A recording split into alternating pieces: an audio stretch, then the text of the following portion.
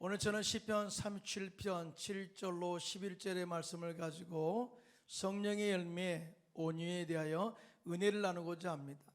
성령의 9가지 열매 중에서 온유는 성도들의 일반적인 삶에 나타난 태도의 열매이면서 예수님의 성품이기도 합니다. 예수님께서는 마태복음 11장 29절에 시작, 나는 마음이 온유하고 겸손하니 나의 멍에를 메고 내게 배우라, 그리하면 내 마음이 쉼을 얻으리니, 이렇게 말씀하셨어요. 이 말씀을 통해서 온유는 예수님의 성품으로서 온유의 열매를 맺는다는 것은 예수님의 제자로서 예수님께서 요구하신 십자가의 은혜와 사랑과 고난의 멍에를 메고 배우는 것이다 라고 이렇게 말씀하신 거예요. 또 뿐만 아니라 온유의 열매는 가르침과 배움을 통해서 성품이 변화되어 맺는 성령의 열매다라는 것을 가르쳐 주신 것입니다. 우리들이 신앙생활하면서 예수님의 제자로서 예수님의 성품을 닮아가는 것보다 귀한 것은 없다고 생각합니다. 그러므로 우리는 예수님의 제자로서 세상의 지식이나 세상의 재물과 또 재력의 힘을 자랑한 것보다 예수님의 성품을 닮아서 온유의 열매, 성령의 열매를 맺은 것을 자랑하며 사는 저와 여러분 되시기를 예수님의 이름으로 축원합니다. 그러면 온유한 자의 성품은 어떤 마음일까요? 첫째로 온유한 자는 따뜻한 마음과 부드러운 마음을 말합니다. 오늘 보면 시편 37편 11절인데요, 함께 합독합니다. 시작. 그러나 온유한 자들은 땅을 차지하며 풍성한 화평을 즐거워하느니라, 이렇게 말씀을 하고 있어요. 자, 그러나라고 하는 것은 그 앞에 하나님의 요구하신 말씀이 있다, 그 말이죠.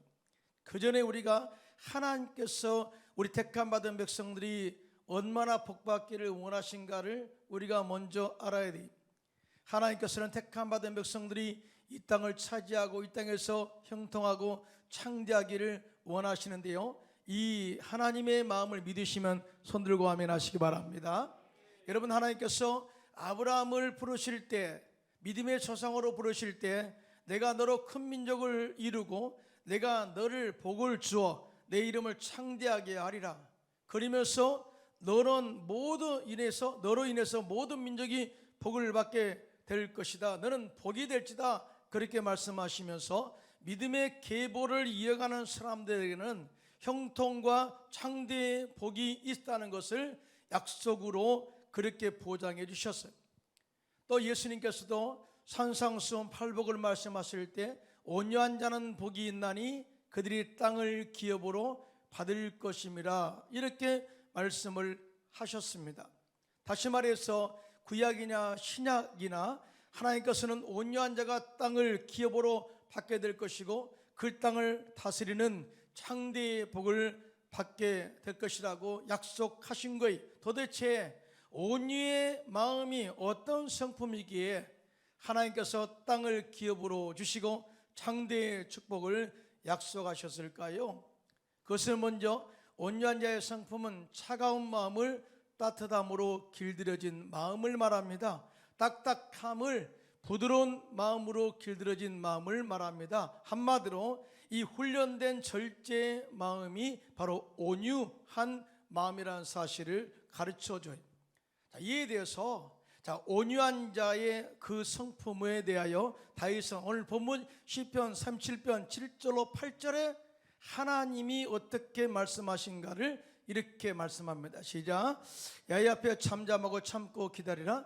자기 길이 형통하며 악한 꾀를 이루는 자 때문에 불평하지 말지어다. 분을 그치고 노를 버리며 불평하지 말라. 오히려 악을 만들 뿐이다 라고 말씀하셨어요.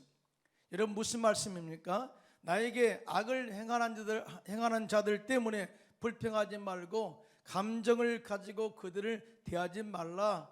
감정을 가지고 그들을 공격하지 말라. 감정을 가지고 그들을 또한 대항하지 말라. 참잠하고 참고 기다리라, 이렇게 말씀을 하고 있어요. 이것이 바로 온유의 마음을 형성하게 하는 길이다라는 것을 설명하기 위해서 이렇게 말씀한 겁니다. 이 온유는 헬라어로 프라우테스라는 단어를 쓰는데요, 이 뜻은 통제된 힘이에요. 통제된 힘, 절제의 힘이라는 뜻도 있지만은 통제된 힘, 다시 말해서 누군가에 의해서 내 마음의 힘이 통제되었다, 누군가에 의해서 내 아집이 통제되었다, 누군가에 의해서 내 모든 세상적 이 모든 이 야생적 마음들이 통제되었다, 이것이 바로 온유라는 원래의 뜻입니다. 다시 말하면 온유는 거친 성격이 유순하게 또 겸손하게 변화되는 것을 의미한다라고 이렇게 말씀을 하고 있습니다. 그런데 놀랍게도 이 말의 이 온유라는 말의 기원은 야생 동물을 길들이는 과정에서 왔다는 것을 알 수가 있습니다. 자, 이 온유의 성품을 잘 설명해 주는 예화가 하나 있는데요, 미국의 서부의 농장주들은 말을 듣지 않는 살아온 야생마를 길들이는 방법을 잘 알고 있는데, 그 방법은 이렇습니다. 농장주들은 사나운 야생마를 억지로 길들이지 않고요, 먼저 초원으로 데리고 가서 작은 당나귀와 함께 묶어 둔 뒤 풀어준다고 합니다. 그러면 이 야생마는 이리저리 뛰어오르며 힘 없는 당나귀를, 자신에게 묶어 놓은 당나귀를 이끌고 지평선 너머로 유유히 사라진다고 하죠. 그리고 며칠이 지나고 나면 이 지평선 너머로 사라졌던 이 당나귀가, 야생마가 당나귀와 함께 돌아오게 되는데, 놀라운 것은 자기에게 묶여 있는 당나귀를 떼어놓기 위해서 이리저리 날뛰던 야생마가 그렇게 끝까지 그렇게 노력해도 매달려 있는 당나귀를 떼어낼 수 없음을 알고 그때서야 포기하고 결국 지쳐 얌전해진 모습으로 돌아온다는 거예요.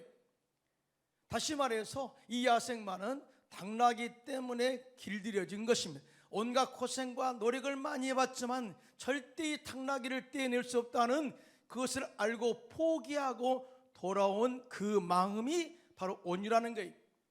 자, 이렇게 야생마가 길들여져 얌전해진 모습으로 바뀐 것이 바로 온유다라고 이야기를 하고 있죠. 자, 여기서 길들여지지 않는 야생마는 힘은 있지만 주인의 말에 자신의 힘을 통제할 수 있는 능력이 없기 때문에 주인에게는 유용한 동물로 쓰임을 받을 수 없는 것입니다.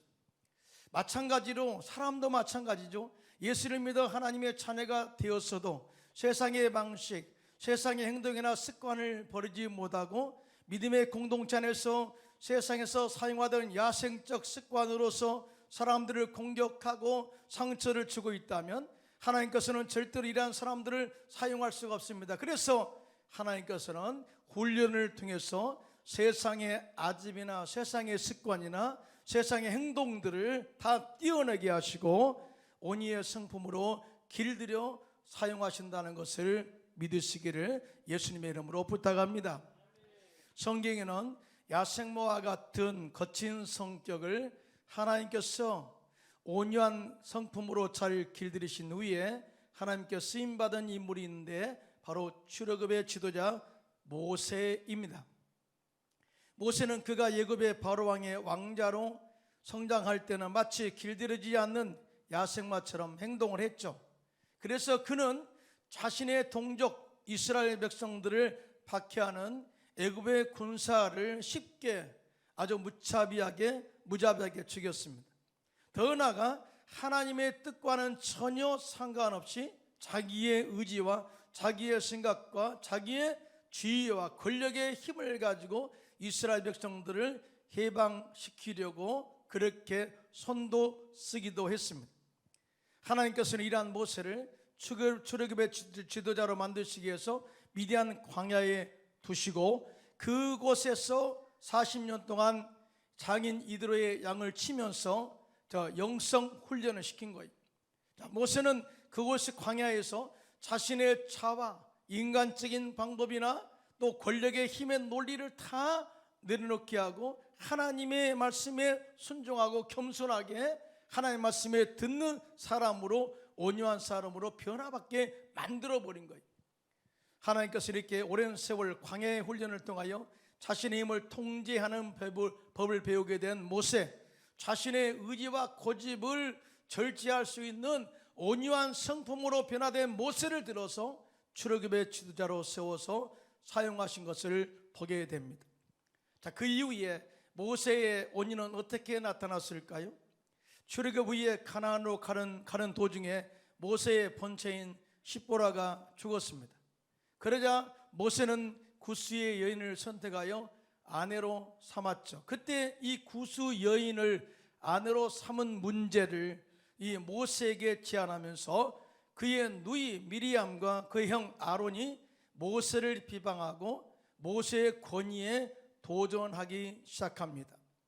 모세만 하나님과 소통하냐? 아니, 우리도 하나님과 소통한다 하면서 모세의 권위에 도전하게 되죠. 그때 모세는 그들을 향하여 인간적인 감정으로 노하거나 그들의 비방에 대응하지 않았고요, 철저하게 자신을 돌아보았고 잠잠히 묵상하며 하나님의 뜻을 기다렸던 것을 보게 됩니다. 자, 이에 대해서 민수기 12장 3절에 시작. 이 사람 모세는 온유함이 지면의 모든 사람보다 더하더라 라고 증언하고 있습니다. 다시 말하면 야생매와 같은 모세의 성품이, 그런 인품이 40년 광야 생활 가운데서 잘 길들여지고 훈련되어서 이 온유함이 이 지면의 모든 사람보다 더한 그러한 사람의 성품으로 바뀐 것에 대해서 증언합니다. 그러자 하나님께서는 모세를 비방하는 자들을 잘 처리하십니다. 물론 과정에 미리암이 문둥병이 생기고 또 장막에서 거하면서 치료받게 되는 과정을 통해서 이 모세를 비방하거나 권위에 다시는 모세를 비방하거나 그 권위에 도전하지 못하도록 하게 하셨던 것을 성경을 통해서 볼 수가 있죠. 이와 같이 모세는 온유한 성품으로 이스라엘 백성들의 40년 광야 생활을 성경적으로 이끌었던 지도자로서 그렇게 쓰임받게 된 것입니다. 할렐루야, 할렐루야.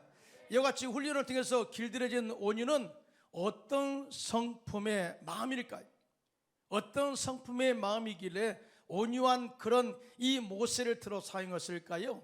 자, 먼저 온유한 성품은 따뜻한 마음을 의미합니다. 이 온유란 한자의 언어를 보면 따뜻하고 부드럽다라는 뜻을 가지고 있어요. 그래서 이 온유함은 따뜻함과 부드러운 마음씨를 말하는 것입니다. 자, 잘 들어보시기 바랍니다. 집중하시기 바랍니다. 우리들은 사람들을 만날 때 그 사람에게서 흘러나오는 분위기가 또 감정이 차갑거나 따뜻하다는 것을 감지할 수 있습니다. 그러잖아요, 그렇죠? 사람 만났을 때 사람이 차갑게 생겼네, 부드럽게 생겼네, 이건 다 만날 때마다 감지합니다. 왜? 말은 안 하지만 다 그렇게 감지하고 그렇게 그 사람을 판단하게 되죠. 자, 왜냐하면 사람마다 그 사람에게서 나오는 온도와 그 사람에게서 나오는 감정의 파장이 있기 때문에 그렇습니다. 할렐루야. 자, 그러니까 말은 하지 않지만 그 사람 만났을 때 그 사람이 온기가 느껴지고 차가움이 느껴지는 감정이 있다는 거예요. 왜냐하면 그 사람이 풍기고 있는 성품에서 나오는 파장 때문에 그렇다는 거예요. 여러분, 교회도 마찬가지입니다. 교회마다 흘러나오는 영적인 온도와 분위기의 파장이 있습니다. 어떤 교회 가면은 차가운 감정과 분위기가 느껴지지만 어떤 교회 가면 뜨거운 사랑으로 따뜻함과 부드러움을 느낄 수가 있다는 것을 우리는 다 감지할 수가 있죠.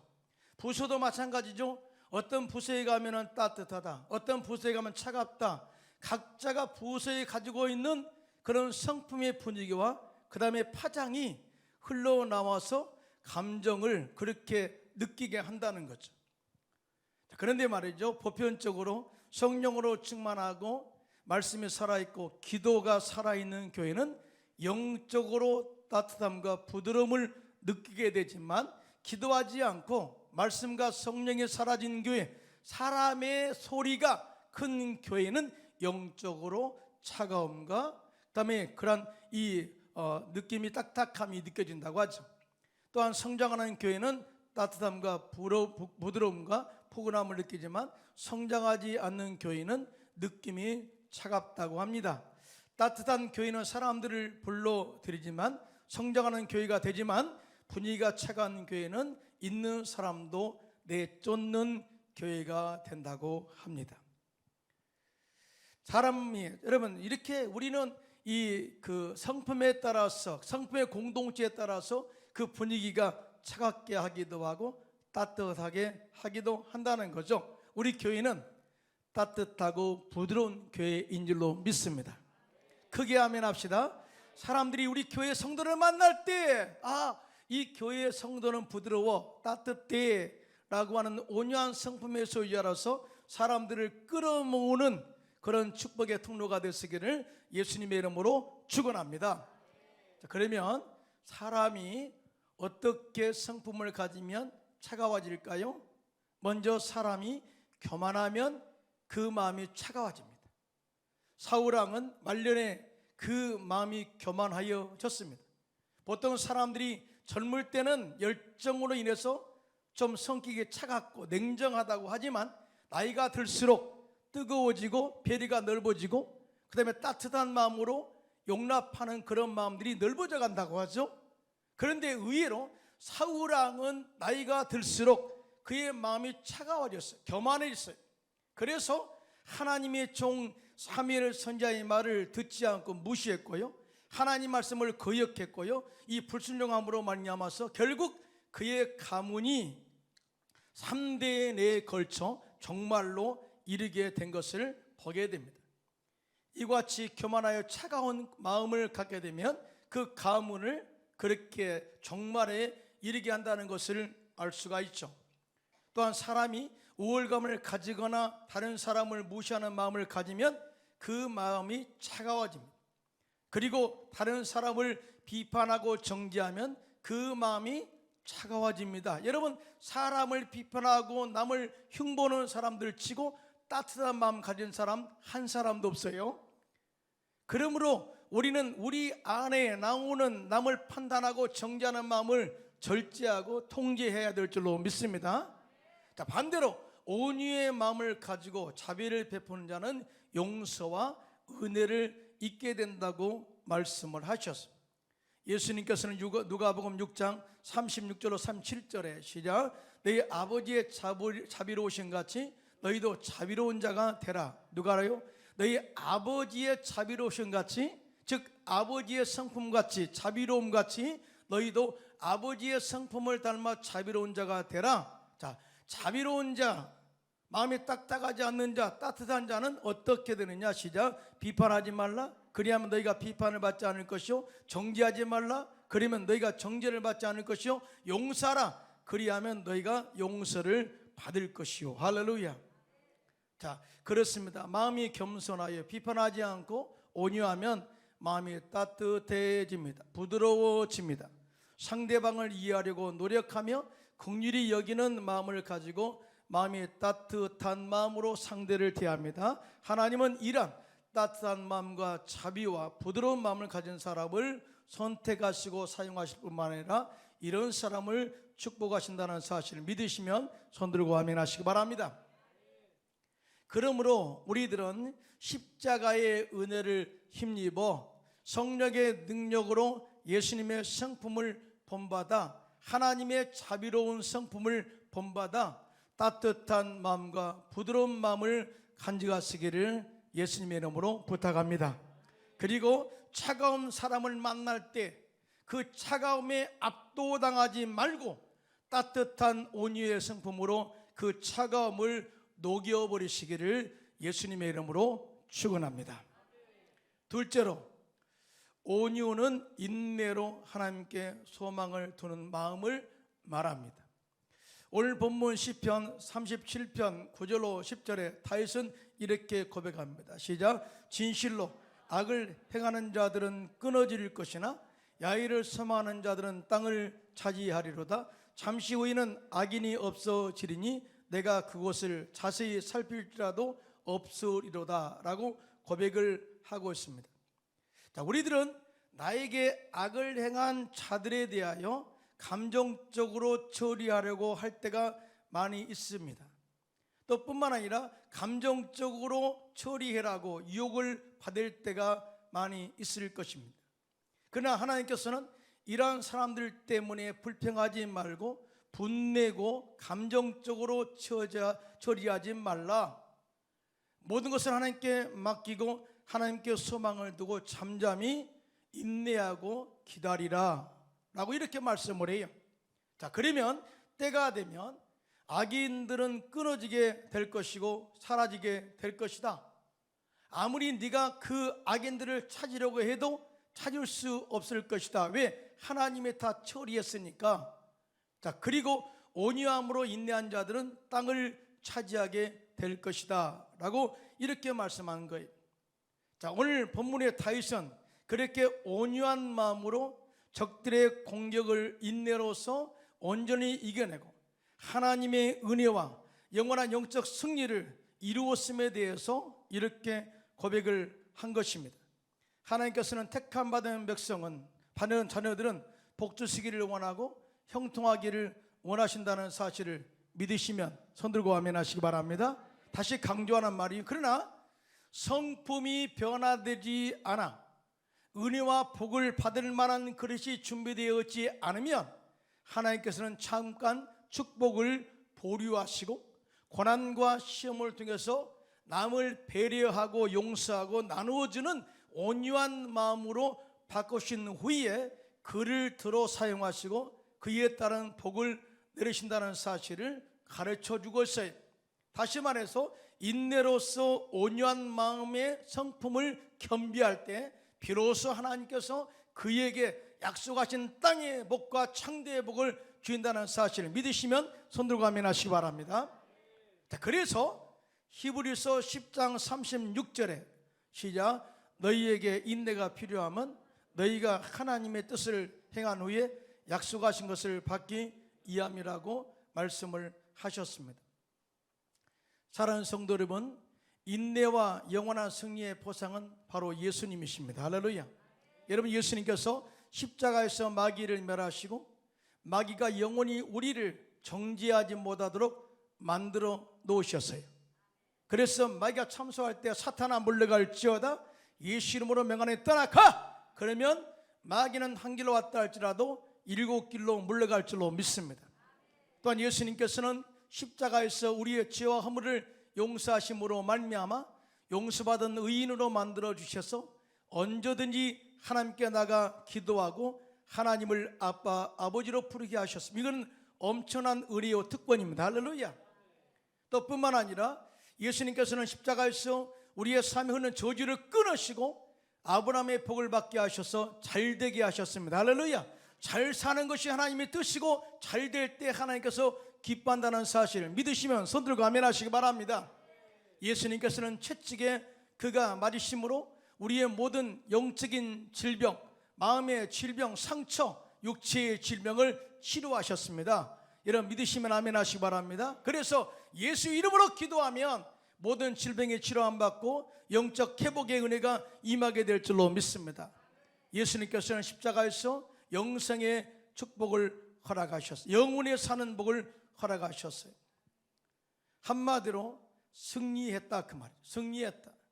그런데 말이죠, 이 구원의 완성을 이루심에 있어서 예수님께서는 억지로 참으신 것이 아니라 장차 있을 기쁨을 위해서 그 고난을, 그 수치와 많은 공격을 이겨냈다, 인내로 승리했다 라고 이렇게 말씀을 합니다. 그러면서 그 결과 하나님께서 그를 지극히 높여 모든 이름 위에 뛰어난 이름을 주셔서 하늘에 있는 자들과 땅에 있는 자들과 땅 아래에 있는 자들로 모든 무릎을 예수 이름에 꿇게 하시고 또 모든 입으로 예수 그리스도를 주라 시인하게 하셔서 하나님 아버지께 영광을 돌리게 하셨다. 이게 팩트예요. 이것이 바로 결말이, 그리고 지금도 하나님 보좌 우편에 계셔서 우리 위해서 중보 기도하고 계신다는 사실을 믿으시면 손들고 아멘 하시기 바랍니다. 다시 말해서 예수님께서 인내하지 않으셨다면, 온유한 마음으로 그들을 용서하지 않았다면 절대로 구원의 완성은 이루지 못했다 그 말이죠. 그러므로 우리 역시 예수님처럼 어떠한 고난과 어떠한 마귀의 공격과 사람들의 참소에도 절대 감정적으로 대하지 마시고요, 믿음의 승리를 위해서 끝까지 인내로 믿음의 승리의 고난을 이겨내시기를 예수님의 이름으로 축원합니다. 모세는 40년을 인내하게 하여 그 안에 온유의 성품을 형성하게 했습니다. 아브라함은 25년 세월을 인내하고 그 안에 온유의 성품을 형성하게 하셨죠. 요셉은 13년의 세월을 인내하게 하여 그 안에 온유의 성품을 형성하게 한 후에 애굽의 총리가 되어 자신의 백성들을 이 기근에서 구원하고 형들을 용서함으로 말미암아 가정의 평화와 또한 조상의 믿음의 조상이 되게 한 것을 보게 됩니다.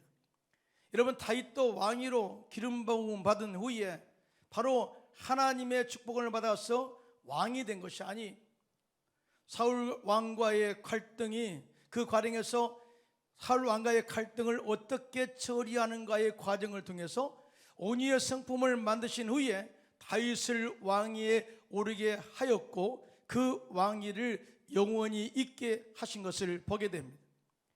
성경에 보면은 다윗처럼 억울하게 쫓겨다닐 사람이 있을까요? 사울 왕이 블레셋과의 전투에서 다윗이 나가 물맷돌로 이 골리앗, 거인 골리앗을 넘어뜨려서 그 전쟁을 대승리로 이끌었습니다. 그리고 다윗은 사울 왕의 사위가 되는 축복을 받게 되죠. 사울 왕은 이 다윗의 용맹함을 보고 집으로 돌려보내지 않고 함께 돌아오게 되는데, 백성들이 전쟁의 승리의 소식을 듣고 노래하기를 사울이 죽인 자는 천천히요 다윗이 죽인 자는 만만이로다, 이렇게 여인들의 노래 때문에 사울 왕은 다윗을 시기하고 질투하여 두려워하여 틈만 나면 다윗을 죽이고자 혈안이 되어 있었죠. 다윗은 억울하게 피해 다니면서도 사울 왕을 죽일 수 있는 기회가 여러 번 있었지만 하나님이 기름 부어 세운 이 왕은 내 손으로 절대 죽일 수 없다 하여 사울 왕을 죽이지 않고 살려보냅니다. 하나님께서는 끝까지 자신의 감정을 절제하고 통제하고 인내한 다윗을 축복하시는데, 다윗이 고백하기를 이렇게 고백합니다. 하나님께서 나를 사울의 손과 원수의 손에서 구원하셨다 라고 말하면서, 하나님의 나의 반석이시오, 나의 요새시오, 나를 건지시는 이시오, 내가 피할 나의 반석의 하나님이시오, 나의 방패시오, 나의 구원의 뿌리시오, 나의 높은 망대시오, 나에게 피할 나의 피난처요, 나의 구원자라. 그리고 나를 사울의 손과 원수의 손에서 구원하셨다라고 하나님을 찬양했습니다. 어디서 들은 듯 하잖아요, 그죠? 이 말씀 가지고 제가 한번 설교도 한번 했죠. 시편 18편 1절로 3절 말씀입니다. 그런데 이 말씀이 사무엘하 22장 1절로 3절에 그대로 기록되어 있어요. 자, 그리고 다윗은 사무엘하 22장 36절에 이렇게 고백합니다. 이렇게 고백합니다. 시작. 주께서 또 주의 구원의 방패를 내게 주시며 주의 온유함이 나를 크게 하셨나이다. 누가 나를 크게 했다고요? 주님의 온유함이 나를 크게 했다 그 말이에요. 주님의 온유함이 무슨 말입니까? 하나님의 온유함이, 하나님의 온유한 성품이 다윗의 마음에 들어왔다는 거예요. 야생모 같은 다윗의 마음에 들어왔는데 하나님께서 다윗의 마음에 하나님의 온유함이 사울을 용서하게 했다는 겁니다. 할렐루야. 하나님의 온유함이 다윗의 마음에 들어와 다윗의 마음이 온유한 성품으로 바뀌었는데 사울을 용서한 마음이 하나님의 온유함으로 이루어진 것이다 라고 이렇게 고백하고 있는 거예요. 그렇게 했더니 하나님께서 나를 구원하시고 사울의 손에서 구원하시고 약속하신 대로 그를 높여 왕이 되게 하시고 그 가문을 영원히 견고하게 하셨다고 고백한 것입니다. 할렐루야. 하나님의 온유한 마음이 여러분의 안에서 여러분의 마음을 온유한 마음으로 변화시키시기를 예수님의 이름으로 축원합니다. 결국 온유한 자가 영원한 승리를 이루게 되고 온유한 자가 그 땅을 차지하고 온유한 자가 그 땅을 다스리게 된다는 것을 증명한 것입니다. 서두에도 말씀드렸듯이 예수님께서는 나는 마음이 온유하고 겸손하니 나의 멍에를 메고 내게 배우라, 이 말씀을 하셨어요. 이 말씀처럼 우리는 예수 그리스도의 제자로서 온유한 성품을 겸비하여 온유한 열매를 맺어야 될 줄로 믿습니다. 특별히 이 시대는 온유함이 절실히 필요한 시대입니다. 지금까지 우리들은 코로나 방역으로 인하여 영적 침체를 경험하면서 영적 답답함과 사람들과의 관계에서 선한 감정을 가지고 육체의 본성과 감정으로 처리하고 싶은 유혹이 우리에게 있을 때가 많이 있었을 것입니다. 그러나 우리들은 이럴 때일수록 성령으로 충만하여 십자가의 은혜와 따뜻한 마음과 부드러운 마음으로 온유의 성품을 열매를 맺어서 이 땅에서 형통의 복을 누릴 뿐만 아니라 하나님 앞에 서는 날 잘했다 칭찬받고 하늘에서 영원한 생명과 상급을 기대하는 저와 여러분 되시기를 예수님의 이름으로 축원합니다.